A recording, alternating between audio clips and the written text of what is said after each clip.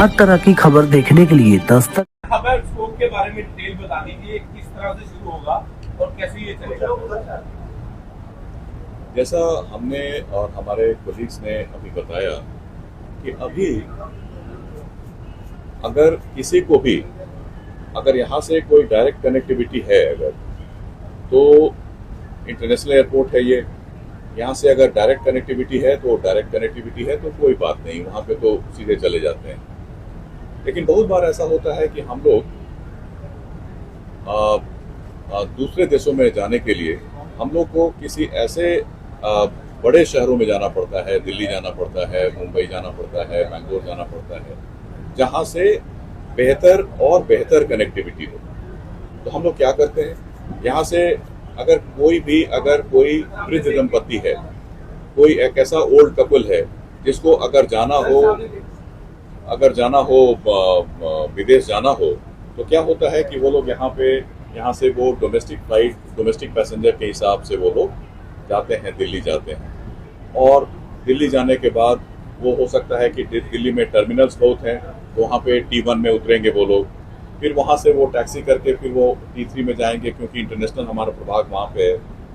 तो ये, और उसके बाद फिर लगेज उनको लेके जाना, सब कुछ लेके जाना, और फिर वहाँ पे सारी प्रक्रियाओं को एक बार फिर से रिपीट करना। लगेज को चेक इन करना पड़ेगा, आपको इमिग्रेशन करना पड़ेगा, कस्टम्स का करना पड़ेगा, जो भी चीज़ें हैं वहाँ पे फिर से आपको चेक इन करना पड़ेगा।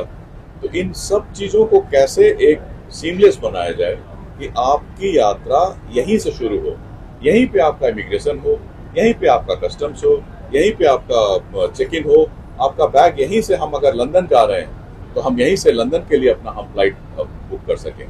लेकिन अब यहाँ पे कैसे करें? तो हम लोगों ने क्या किया कि एयरलाइंस के मार्फत, एयरलाइन के साथ हमने उसको कोऑर्डिनेट किया। एयरपोर्ट जो हमारा दिल्ली का एयरपोर्ट है, जो पहला हब के रूप में उभर रहा है, उससे हम लोगों ने बात की, सारी चीज़ों को एक साथ यहाँ पे हमारा इमिग्रेशन कस्टम्स जितना भी है यहाँ पे हमने उसको करने की व्यवस्था की। यहाँ से हमारा कस्टम्स होगा, इमिग्रेशन होगा, बैगेज भी हमारा चला जाएगा। और दिल्ली हम जाएंगे जब, तो हम T3 में लैंड करेंगे। T3 में लैंड करके हमारा जो हमारे कभी कभी ऐसा भी हो सकता है कि जैसा मैंने अपने वक्तव्य में मैंने अभी कहा कि सुबह जाएंगे हम, हो सकता है कि मेरी फ्लाइट रात में हो, दिन भर का समय है मेरे पास। अगर मैं दिल्ली का निवासी नहीं हूँ तो मेरे लिए वो भी एक बड़ी समस्या है। अब इसको हम लोग सीमलेस कर रहे हैं। हम दिल्ली में उतरने के बाद हम वहाँ से एक सिक्योरिटी होल्ड एरिया में चले जाएंगे, जहाँ केवल मेरे हाथ का जो सामान है उसकी चेकिंग होगी, हमारा जो पासपोर्ट है उसको देखा जाएगा, और उसके बाद फिर हम चले जाएंगे। हमारा जो विमान होगा वो 1 घंटे 2 घंटे के भीतर ही हम वहाँ पे जाके बैठ सकेंगे, और बैठ के हम अपने गंतव्य स्थान पे जा सकेंगे। तो एक तरह से आपका इंटरनेशनल जो विदेश का भ्रमण है, जो वो एक तरह से यहीं से शुरू हो गई। आपकी यात्रा की शुरुआत यहीं से हो गई।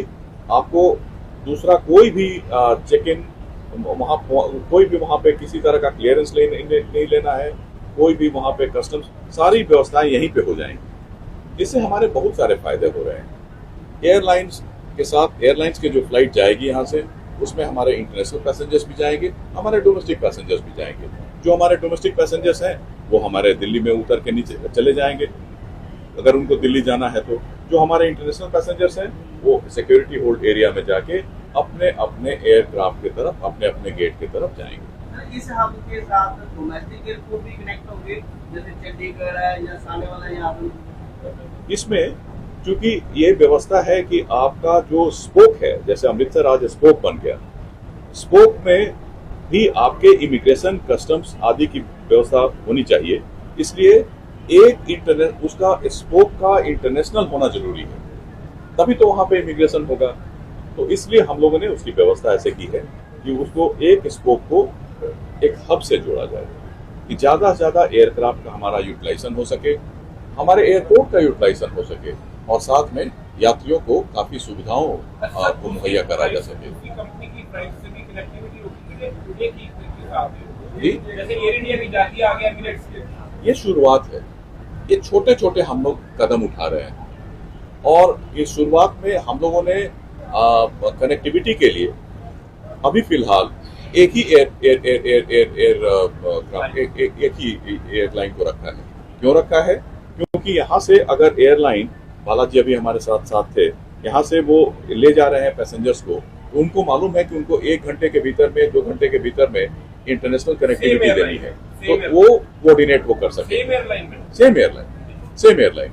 तो एयर इंडिया बाद की स्थिति क्या होती है ये हम बाद में देखेंगे। सर ये इनबाउंड पे कब आएगा, रिटर्न जर्नी पे ये कब? नरेंद्र, हाँ। सो ये हम लोग जब भी हमारा वो जब आएगा वहां से, तो हमारा 45 डेज का है, 45 दिनों के भीतर हम लोग उसको भी हम लोग कर रहे हैं कि वो आएगा, तो उसके बाद वो आए यहाँ पे दिल्ली में लैंड होगा, सिक्योरिटी होल्ड एरिया, और वहां से फिर हम उसको लेके वापस अमृतसर लेके चलेंगे। फायदा मिलेगा खास तौर से पंजाब में अमृतसर की बात हम अभी स्पोक के रूप में जुड़ा है। धीरे धीरे हमारे और बहुत सारे स्पोक हमारे जुड़ेंगे। करीब 40 स्पोक जोड़ने की हमारी योजना है आने वाले दिनों में। सबसे बड़ी बात है कि यहाँ से बहुत सारे लोग जाते हैं विदेशों में। हर एक जगह के लिए यहाँ डायरेक्ट फ्लाइट तो है नहीं। मैंने पहले बोला कि वो मुंबई जाते हैं, वो दिल्ली जाते हैं, दिल्ली जाने के बाद वो वहाँ पे टर्मिनल चेंज करते हैं, लगेज को चेक इन करना पड़ता है, इमिग्रेशन और कस्टम्स की समस्याएं होती वो उन करना पड़ता है। ये सब चीज़ों को एक तरह से सीमलेस किया गया है। तो अमृतसर और ये लार्जर अमृतसर एरिया जो है पंजाब का एरिया, उसके यात्री जो बाहर जाते हैं उनको बहुत बड़ा लाभ। क्या समझते हैं इससे ट्रैफिक बढ़ेगा? और बढ़ेगा। ये जाहिर सी बात है कि हमको अगर सुविधा मेरे घर पे ही आके मिल रही है तो हम यहाँ से यात्रा करना चाहेंगे। तो मल्टीपल एयरलाइंस के साथ कब इसको शुरू किया जाए? इसके बारे में हम लोग विचार कर रहे हैं, लेकिन सबसे अभी तो कोऑर्डिनेशन के ख्याल से मल्टीपल एयरलाइंस, दूसरा एयरलाइंस हमारा इंडिगो भी हमारा शुरू कर रहा है, लेकिन उनका प्रश्न जो है वो है मल्टीपल एयरलाइंस का, कि एयर इंडिया से जाके इंडिगो से उधर। इसके बारे में भी हम विचार करेंगे और उसको भी हम लोग धीरे धीरे उसकी स्टडी करके, अध्ययन करके, पूरा हमारा जो मूलभूत है जो बात है, the basic issue is that how to ease the entire travel experience of our passengers.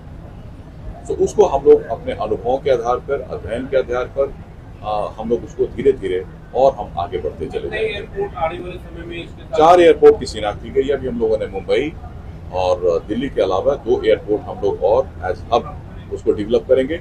Spokes के बारे में मैंने तो पहले बताया कि हम लोग फर्स्ट फेज में 25 और उसके बाद 15 एयरपोर्ट जो ऑलरेडी इंटरनेशनल एयरपोर्ट्स हैं उसके बारे में हम उसको स्पोक के रूप में अगर आसान भाषा में बात की जाए तो जो पंजाब का पैसेंजर रहेगा उसको दिल्ली जाने की जरूरत नहीं है, वो यहीं पे आए, इमिग्रेशन यहीं से कराए और ग्लोबली चलेगा। दिल्ली तो वो जाएगा क्योंकि दिल्ली हब है, नहीं, लेकिन दिल्ली में उसको फ्लाइट लेने की हाँ। फ्रॉम द स्टार्ट उसको यहाँ पे, अब दिल्ली में जो उसको जरूरत होती थी, दिल्ली का ऑप्शन तो है ही क्योंकि दिल्ली के लोग तो वहां से जा ही सकते हैं, लेकिन अभी यहाँ से अगर कोई जाना चाहता है तो जितनी भी चीजें हैं, जितनी भी हमारी फॉर्मेलिटीज हैं, औपचारिकताएं हैं जो हमारी हैं, वो यहीं पे हमारी कंप्लीट हो जाएगी। ये बड़ा लाभ होगा। कोई भी अगर आप एक समय के लिए सोचें कि कोई एक वृद्ध दंपति है, ओल्ड कपल, वो जाएगा दिल्ली, सारी प्रक्रियाएं एक बार फिर से करनी पड़ेंगी, औपचारिकताएं करनी पड़ेंगी, वो सारी चीजें यहाँ हो जाएंगी। Everything will get completed here and thereafter the couple is actually going to Delhi only to change flights, and once they are boarded in flight they are going long haul. Start में sir ये कौन सी country के साथ starting में कौन सी country के साथ connect होगा? ये तो डिपेंड करता है कि एयर इंडिया कहाँ देगा, उसका लिस्ट हमारे पास है। लेकिन बनारस में पहले दिन से जब शुरुआत हुई थी 25 जून को, 1 महीने पहले, तो 9 देशों में लोग पहले दिन ही गए थे। और 2 फ्लाइट जो एयर इंडिया की जो मॉर्निंग फ्लाइट है वो 21 डेस्टिनेशंस को कनेक्ट करेगी, जो कि Europe, south east Asia, middle east, और जो एक शाम को भी यहाँ से फ्लाइट है वो भी स्पोक फ्लाइट रहेगी।